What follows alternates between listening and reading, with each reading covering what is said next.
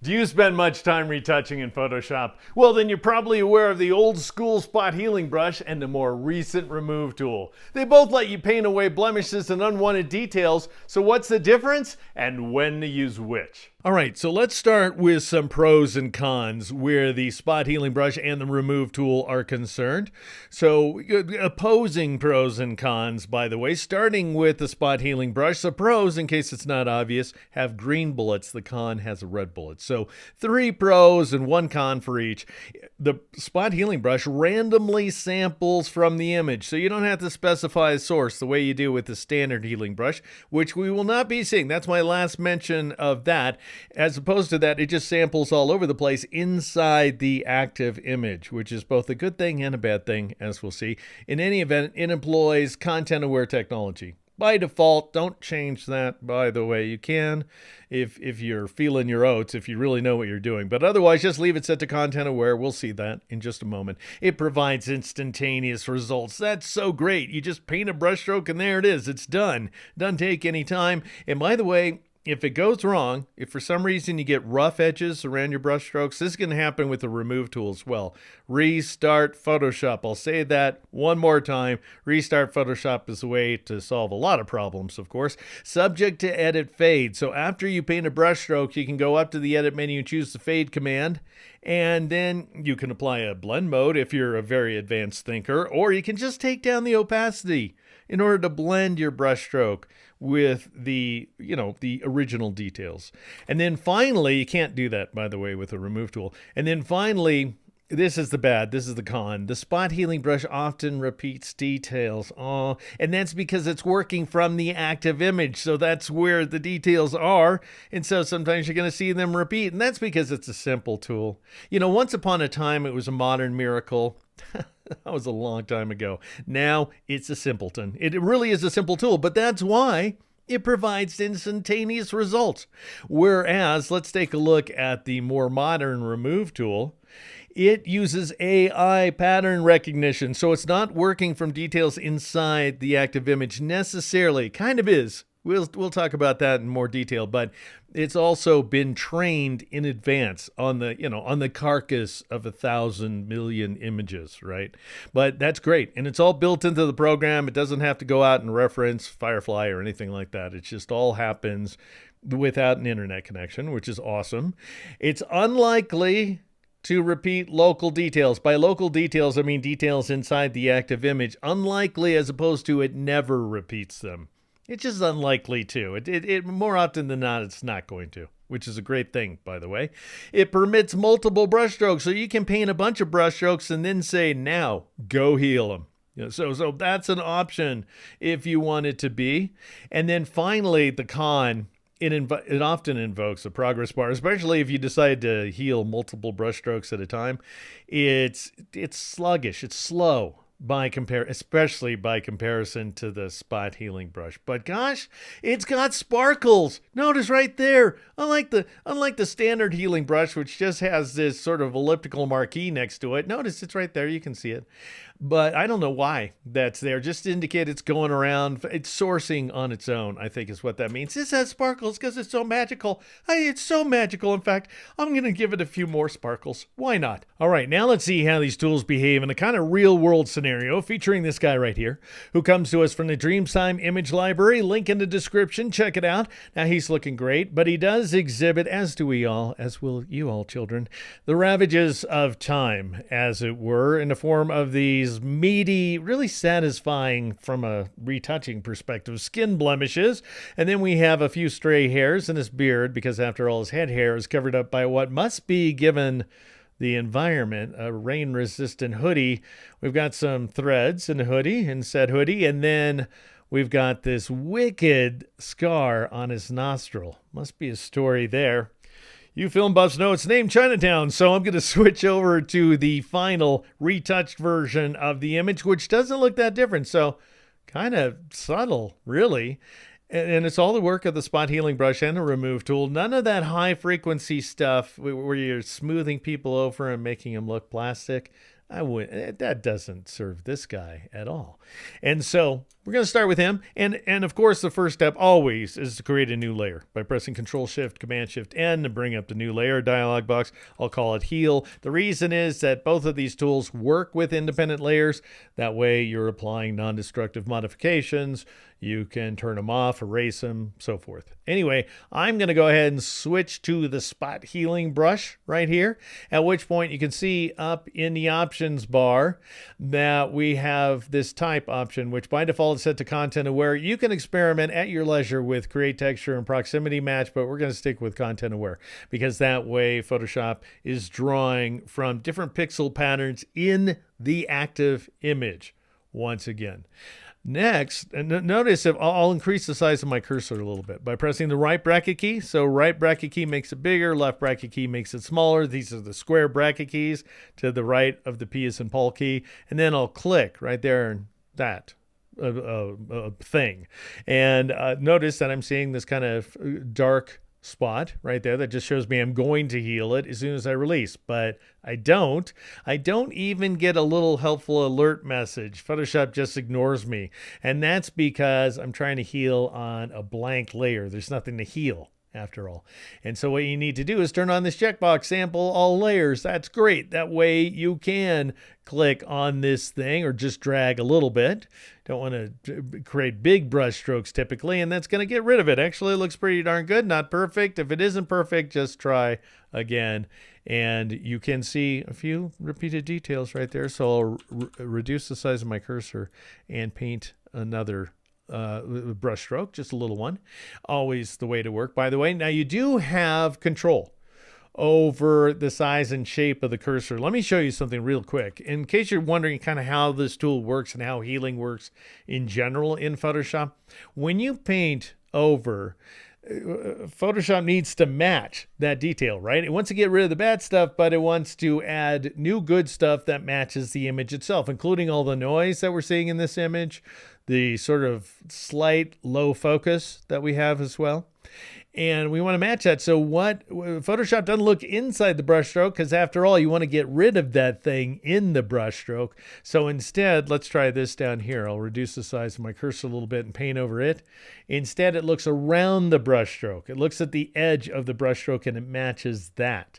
And so it basically calculates that, looks for matching details elsewhere inside the image, including this repeated detail right here, and heals away the old stuff. That's no good, so I'll paint again. So generally, wow, that's bad too. Wow, is that remaining bad? That's just going to be a problem. If you encounter that kind of stuff, wow, it just gets worse and worse. Then just undo a bunch of, just undo for as long as you like until you get it looking not so horrible, I guess. I mean, it still looks bad. And save that for the remove tool. That's your ace in the hole, essentially. Real quick, you know how I have that guy on a cliff above the sea with rain in the background? That's all fake. He was really captured against this wood paneling. To see how I did it, it's all AI, by the way, then join my Patreon, which is patreon.com/steeknow. And now, back to spot healing versus remove. But anyway, let's go back to what we were doing. Oh, I know what I wanted to show you. I'm going to click on this thing. And that does allow you to change the size, which is great. If you're going to paint long brush strokes and you want them to be smooth, I don't recommend you paint long brush strokes, but if you're going to, then reduce the spacing value. You have control over the angle and roundness. Here's the thing. It's tempting to reduce the hardness value. Make a soft brush stroke, right? No, that's not a good idea with this tool. It's great when you're using the clone stamp tool because it doesn't heal. But if you're using this tool set to the normal mode, you can set it to replace and it becomes just like the clone stamp tool. It just clones, it doesn't heal. But you don't want to do that typically. So if you do, use the clone stamp tool. But anyway, now notice what I'll go ahead and kind of zoom in a little more on this nostril hair right here and then paint over it. Notice it's a fuzzy brush stroke. That gives Photoshop more to match. So in other words, you got to be well outside the problem detail that you want to replace now.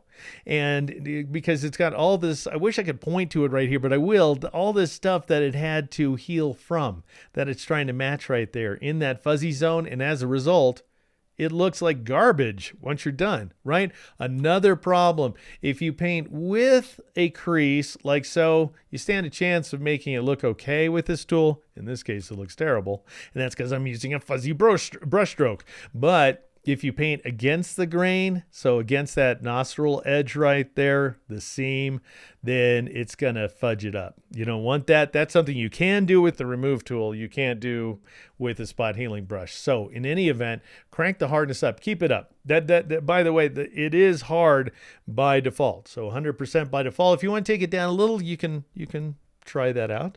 Don't take it down a lot. That'll defeat the purpose of using the tool, frankly. All right, now I'll just paint a few more things away, and I might go over here and try these little tiny details, these little threads, but I'm painting against the seam. Did you see that? Right there.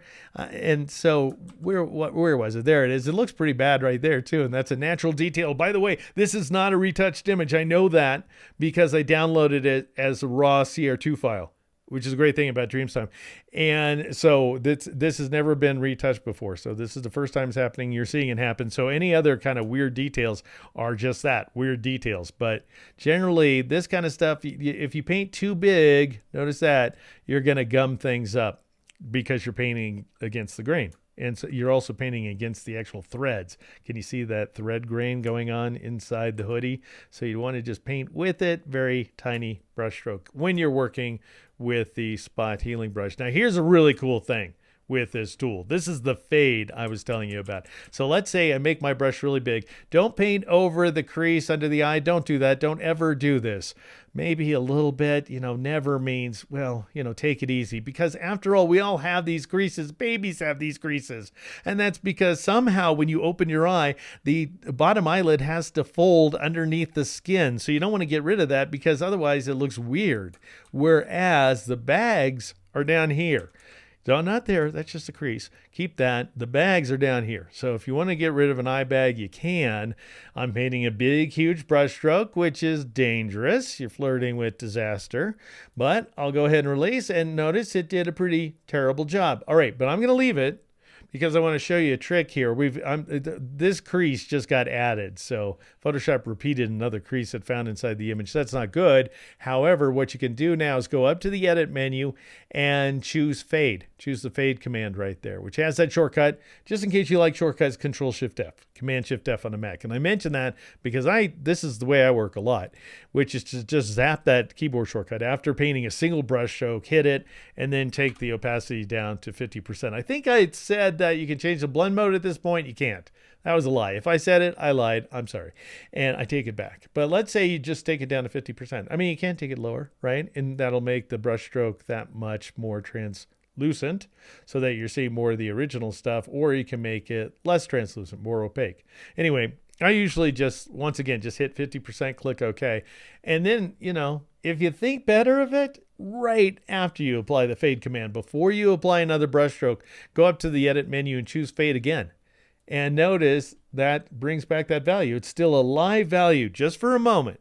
And this applies to all kinds of static modifications in Photoshop, including the spot healing brush. For some reason, not the remove tool. It's a crying shame. But anyway, so at this point, I might say, 33%. So let's take it down. Let's make it more translucent. Click OK. And then I'll get rid of this guy with the remove tool in just a moment. And that just a moment is, what the heck? Let's do it right now. And so I'm going to go ahead and switch to the remove tool. Step 1, create a new layer. Why not? Why not create a different layer so that you can keep your remove modifications and your healing modifications independent of each other. So I'll just press Control-Shift-N once again, Command-Shift-N on the Mac, N for new layer. Remove is what I'll call it. Click OK. We have another independent layer. By default, I cannot just start painting. Because notice, this time I get an alert message that says you can't use the tool because the image is transparent. Well, not the whole image, surely, just this layer. So I'll click OK to say, all right, well, to not do anything, to acknowledge that I need to turn on the sample all layers checkbox. Also, did you notice, watch this. This is great. This is a great little thing to fix with the remove tool. And notice it went away quite nicely, not perfectly, but pretty darn well. I might try it again. But notice as I paint, I won't paint over the crease this time. Notice as I paint, I'm seeing this kind of cyan. It's actually sea foam brushstroke. That's not by default, but that works really well when you're painting on flesh, because otherwise, notice the default here. I'll click on this gear icon here and change the color to the default, which is magenta, which doesn't show up well at all. Notice that. And even though the primary use for this tool is flesh tones, one would think. Anyway, I don't think I'm out there actually painting over sea foam, which magenta would stand out against that very nicely. And so now I'm going to paint over a few other things. So far, we're not really seeing, am I going to get a progress bar? I am. So there it occurred. So you can very easily invoke progress bars with this tool. I'm going to change the color back to sea foam, which is where I had it before. And then I'm going to paint away a few other details. I already took care of the threads. All right. So let's say I want to take care of that hair. That didn't work so well with the remove tool, with the spot healing brush. And I'm painting over this crease right there, along the nostril, along the edge of the nostril. I'm not sure how this is going to work. It worked great. Do you see that? That's how, even though it invoked a progress bar, and it is a sluggish tool, it does force you to wait every once in a while, it delivers these amazing results. So it does a really great job. And then, I wouldn't have stood a chance. Did I try this already? Did I already show you how this fares with the Jack Nicholson nasal scar right there? Actually, that looked pretty good. That's much better than the spot healing brush usually does. Let's try again. That's what it usually does, is something horrible like that. Actually, these are amazing results that we're getting. Usually repeat. Come on, show me how awful you are. There we go. That's more like it. It repeats the nostril right onto itself. Anyway, I wanted to show you how great the remove tool is for this kind of stuff, but the spot healing brush actually behaved quite nicely. But I'll just go ahead and paint this big brush stroke. Now, anytime you start painting big like this, you are inviting a progress bar. This is going to come up, and that went very quickly. These tools are just behaving themselves very nicely. But now I'll just go ahead and paint some more. We want to paint in a little roundness to the nostril so it doesn't look like it got flattened, but we do want it to go away, because it's too bad that this happened to him. But I think we should just remove this chapter from his digital life. All right, so I'm going to zoom out, and then let me show you this, because this is wild. I was telling you that one of the advantages to this tool is you can paint away multiple brush strokes, right, at a time. Well, to do that, you have to turn off this checkbox, which is on by default, remove after each stroke. Turn it off just by way of an experiment. And now this is living dangerously for you. Just paint a bunch of brush strokes. Notice, he's got a little hair over his lip. Let's try this hair over his lip as well. Let's try these hairs. So just go for it. Just paint a zillion, if this is the first time you're trying it out, paint a zillion brush strokes all over the place. This isn't the way you generally want to work, by the way, painting this many brush strokes, but because if they go wrong, then you have to start over. But now I'd say, okay, I could click on the check mark in case you like doing that kind of stuff, or just press the enter key, and then this is begging for a progress bar. Yes, there it is. It's actually zipping along. But then a moment later, everything disappears. Now I wish what we had at this point was like when you get with generative fill, where we have 3 different variations and we can switch between them. That would be great. You don't have that. So if you don't like what you just did, you have to undo all that stuff like so. But if you like it okay, then you can just leave it alone. And then I'm going to paint here. Here's that seam thing again. If I were to paint against this seam with the spot healing brush, that would likely ruin it. But now with this tool, I have to press the enter key because I wouldn't turn that checkbox off. So you may want to, after a while, turn it back on so it just goes ahead and removes immediately. But notice it did a pretty darn good job around that seam, over that seam. So that's something the remove tool can do that the spot healing brush typically cannot. Now I do want to show you one more thing. You know how, you may know this, with the spot healing brush tool and with most of the painting tools in Photoshop, you can do a click and then a shift click to paint a straight line like so, and then it'll just heal everything inside that straight line. That's a terrible edit, so I'll undo it. I'll undo the first click as well. You can't really do that normally with the remove tool, not by default, because after all, the click is going to be immediately healed, right? Because remove after each brush stroke is turned on by default. If you want to paint in straight lines, you need to turn that checkbox off. Then I'll make my cursor a little bigger. I'm not going to keep this brush stroke, but click and then shift click and then press the enter key, and that's how it works. So if you want to paint a straight line, you still can. You just got to turn that checkbox off. I don't want that. That looks like garbage, so I will undo that change like so. Actually, I double undid. I only have to undo once when painting a straight line with this tool. But now I would turn that checkbox back on and paint away the stray hair and so forth. And now, if you decide you want to see the before version of the image, just go ahead and turn those 2 layers off like so. And then to see everything you've done with both of these tools, turn those 2 layers back on.